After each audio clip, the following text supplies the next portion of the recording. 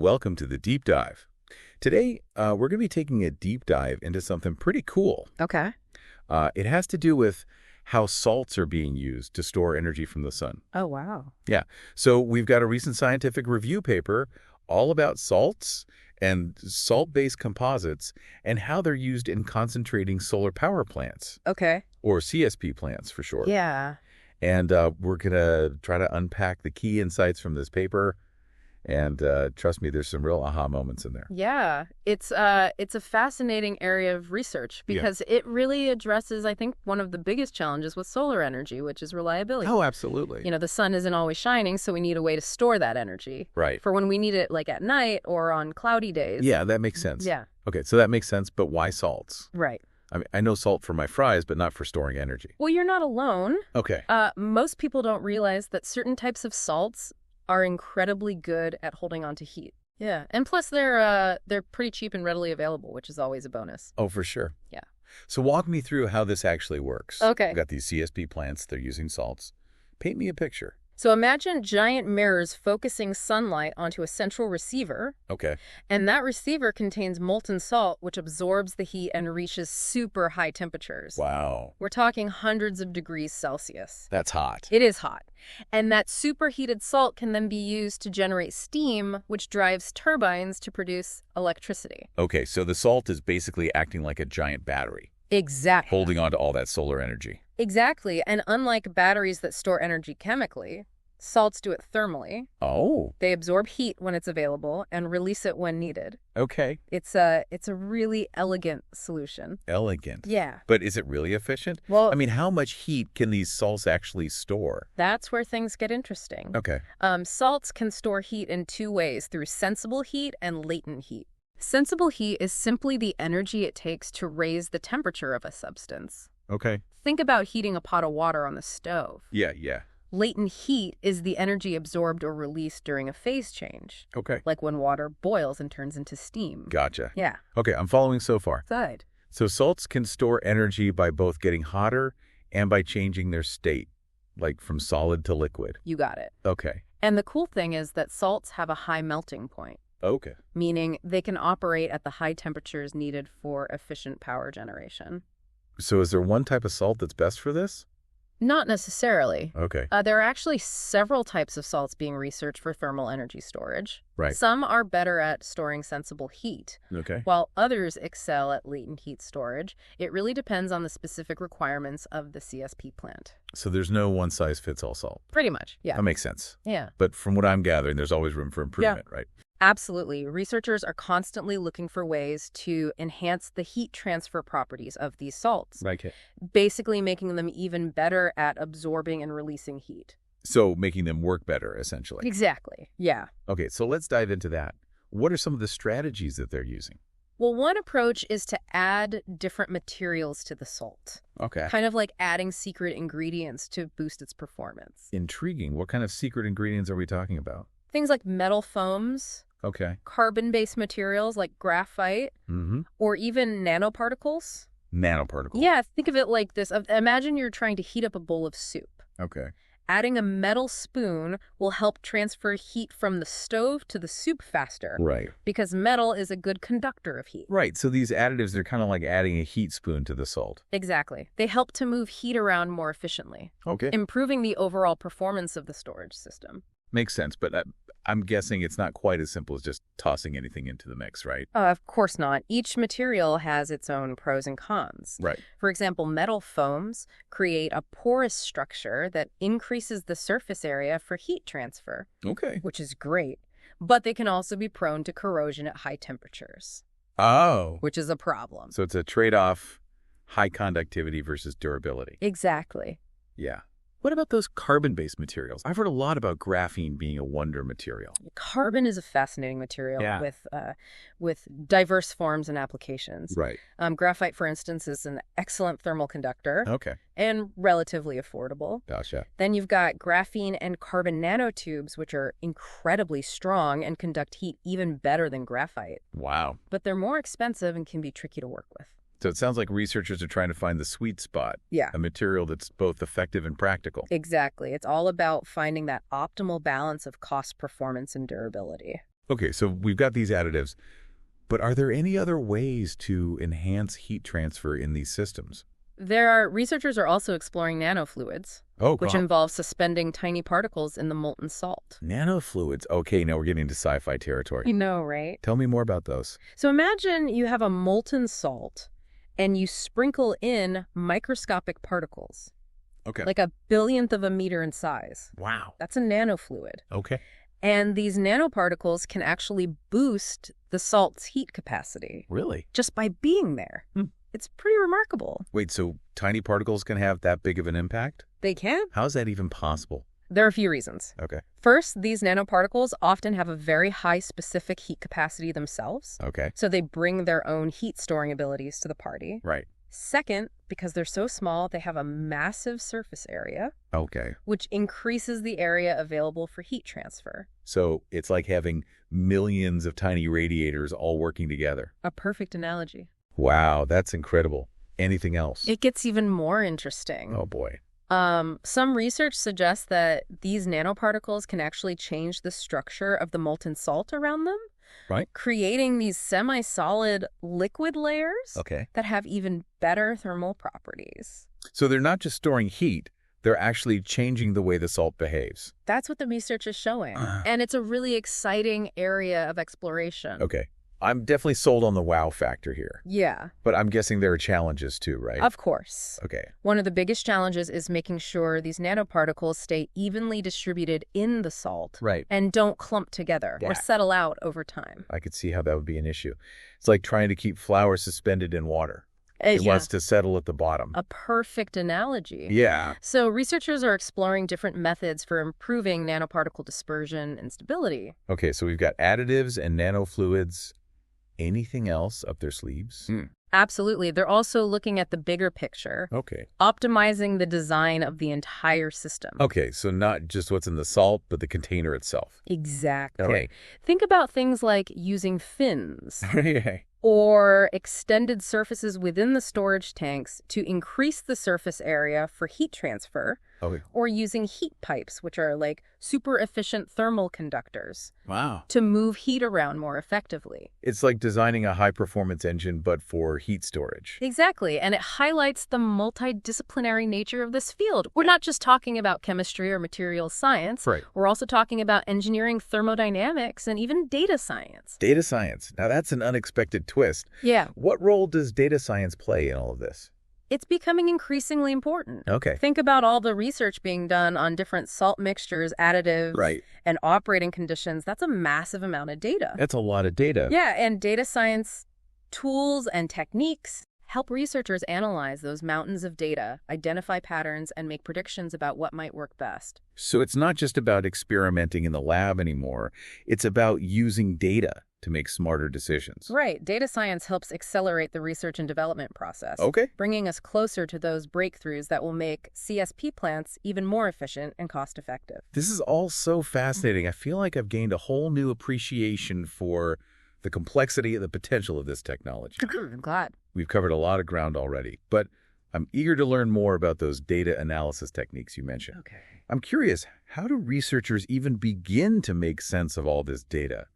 What tools are they using? That's a great question. It's like trying to find a needle in a haystack. Right. But data visualization tools help make sense of it all. Okay, now I'm really intrigued. What kind of visualizations are we talking about? Well, imagine something like a bubble graph where each bubble represents a different carbon additive, and the size of the bubble could correspond to the concentration of the additive. Okay. And the color could represent the enhancement in thermal conductivity. So you can quickly see which additives are having the biggest impact. Exactly. And at what concentrations. That's pretty neat. Exactly. And these visualizations can reveal some surprising trends. Oh, like what? For example, researchers found that in some cases, increasing the concentration of a carbon additive didn't always lead to a proportional increase in thermal conductivity. Oh, interesting. There's a point of diminishing returns. So it's like adding more sugar to your coffee. Yeah, At some point, it just doesn't get any sweeter. precisely. And that's a valuable insight because it means you don't need to use as much of the additive to get the desired effect. That makes sense both for cost and efficiency. But I'm guessing bubble graphs are just the tip of the iceberg when it comes to data analysis. You're right. Researchers are also using sophisticated statistical techniques like meta-analysis to combine data from multiple studies and get a more comprehensive picture of what's working. Meta-analysis, that sounds pretty intense. Could you give me an example of how that's being used in this field? Sure, remember how we talked about different types of magnesium oxide being used as additives? Yeah. Well, researchers wanted to know if replacing a denser type of magnesium oxide with a lighter, smoother version would improve the thermal conductivity of a carbonate salt composite. So they're tweaking the recipe, looking for the optimal blend. Exactly. And by combining data from several studies, they were able to confirm that the lighter magnesium oxide did indeed lead to a significant improvement in thermal conductivity. That's impressive. So meta-analysis helps to validate these findings and gives researchers more confidence in their results. But with all this talk about materials and testing, are we losing sight of the bigger picture? I mean, how does all this research translate into real-world applications? That's the ultimate goal, right? Yeah. To take these findings from the lab and turn them into technologies that can make a difference. Exactly. So are we seeing any of that happening yet?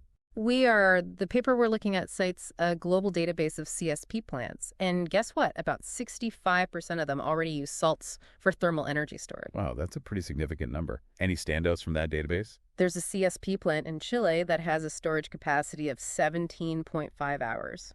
Wow. That means it can provide power long after the sun has set. That's remarkable. So these plants are not just a novelty, they're actually contributing to the grid in a meaningful way. Yeah. It sounds like we're on the cusp of a real energy revolution here. It's an exciting time to be in this field, that's for sure. As research continues to improve the efficiency and affordability of these systems, we can expect to see even wider adoption of CSP technology. So what's next? What are the big questions that researchers are still trying to answer? Well, one of the big challenges is finding ways to further increase the storage capacity and efficiency of these systems we're talking about, pushing the boundaries of material science and engineering. Can you give me an example? Sure. Imagine a CSP plant that could store enough heat to provide reliable baseload power even when the sun isn't shining for days. Or imagine these plants powering industrial processes that require high temperatures, reducing our reliance on fossil fuels in those sectors. Now that would be a game changer. It would. And it's not just about CSP.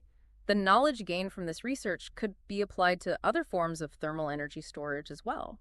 Think about storing heat from industrial processes, geothermal sources, or even waste heat. Wow, the possibilities are endless. They really are, and as we continue to innovate and refine these technologies, we're moving closer to a future where renewable energy isn't just an alternative, it's the primary source of power. It's inspiring to think about the impact this could have, not just on our energy systems, but on the planet as a whole. But let's get back to those salts for a moment. We've talked about additives and nanofluids. But are there any other approaches being explored to enhance their heat transfer properties? Researchers are also looking at macroscale structures, basically changing the physical design of the storage system itself to improve heat transfer. Okay, give me an example. One approach is to use fins or extended surfaces within the storage tank. Imagine taking a flat surface and adding ridges or protrusions to it that increases the surface area available for heat transfer. So it's like giving the tank more skin to absorb and release heat. Exactly. And the shape and arrangement of these fins can be optimized to maximize heat transfer efficiency. Interesting. Any other macro-scale tricks up their sleeve?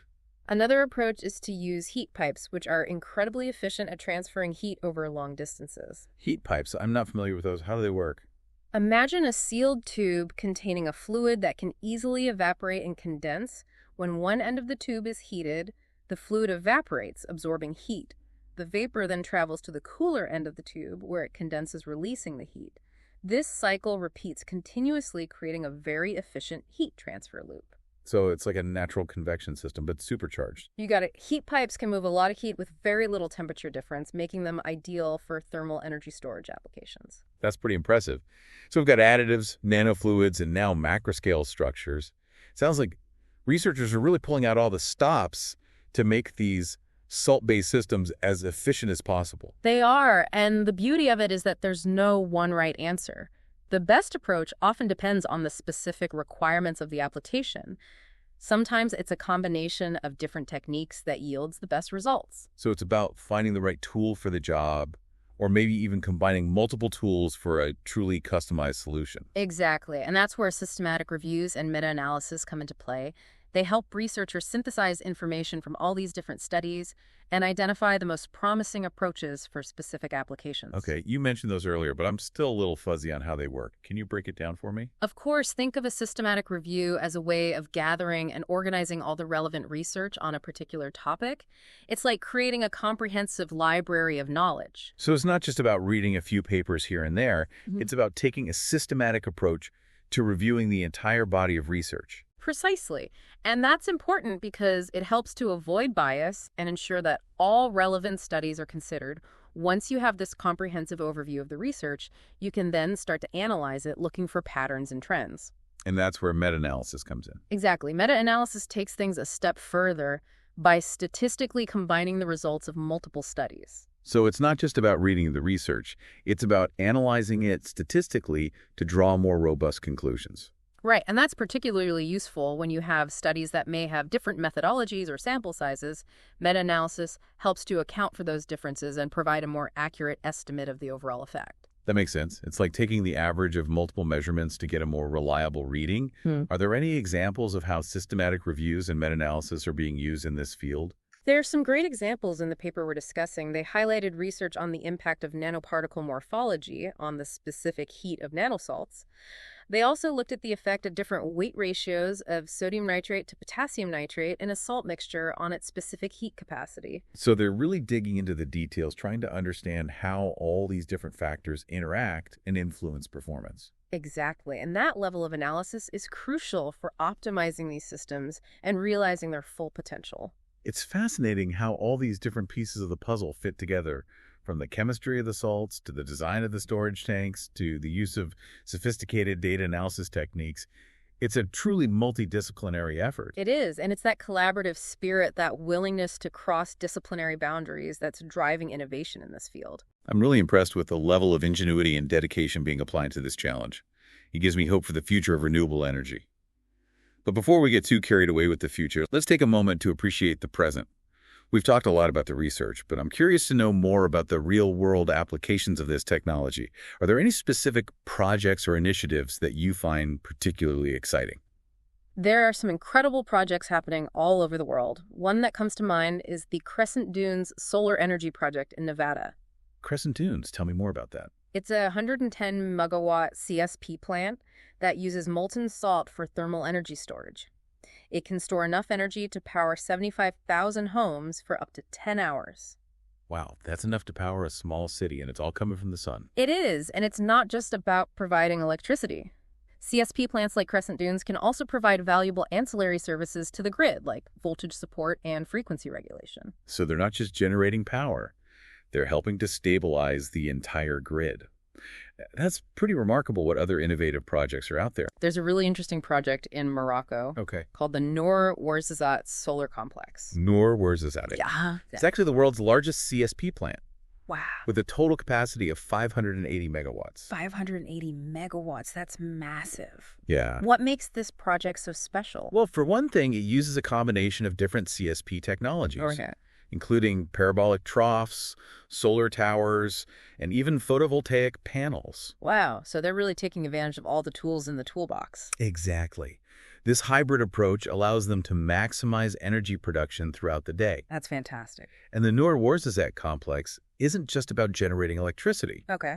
It's also playing a key role in Morocco's efforts to reduce its dependence on fossil fuels and combat climate change. It's amazing to see how these technologies are being used to address some of the world's most pressing challenges.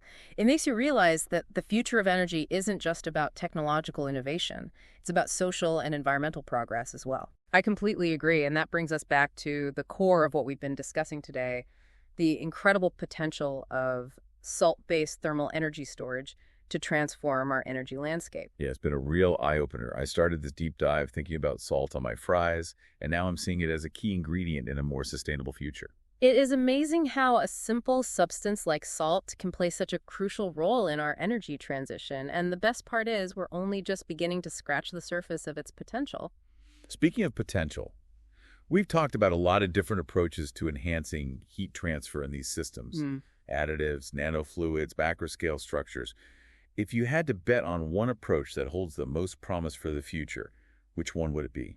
That's a tough one. Each approach has its own unique advantages and challenges, but if I had to choose, I'd say keep a close eye on those nanofluids. Okay. The idea of engineering materials at the nanoscale to optimize their thermal properties is incredibly powerful. I agree. It's like we're learning to manipulate the building blocks of matter to create materials with superpowers. Exactly, and the beauty of it is that we're still in the early stages of understanding the full potential of nanofluids. There's so much more to explore and discover. That's the most exciting part, knowing that we're on the cusp of even greater breakthroughs. What kind of breakthroughs are you hoping to see in the future? Well, imagine CSP plants that can store heat for days or even weeks, providing true energy independence. Or imagine using these salt-based composites to capture and store waste heat from industrial processes, turning a problem into a valuable resource. It's like we're unlocking a whole new toolbox for managing energy. And salts are one of the most versatile tools in that toolbox. They are, and as research continues to push the boundaries of what's possible, we can expect to see even more innovative applications for salts in the energy sector and beyond. It's been an incredible journey exploring the world of salt-based thermal energy storage. I'm walking away from this deep dive feeling inspired by the ingenuity and dedication of the researchers who are paving the way for a cleaner, more sustainable energy future. Well, it's been a pleasure sharing this journey with you. And remember, this is just the beginning. There's so much more to learn and discover. Exactly. So keep exploring the world of energy storage is full of fascinating possibilities. Thanks for joining us on this deep dive. We hope you learned something new and exciting today. Until next time, keep those brain gears turning as stuff.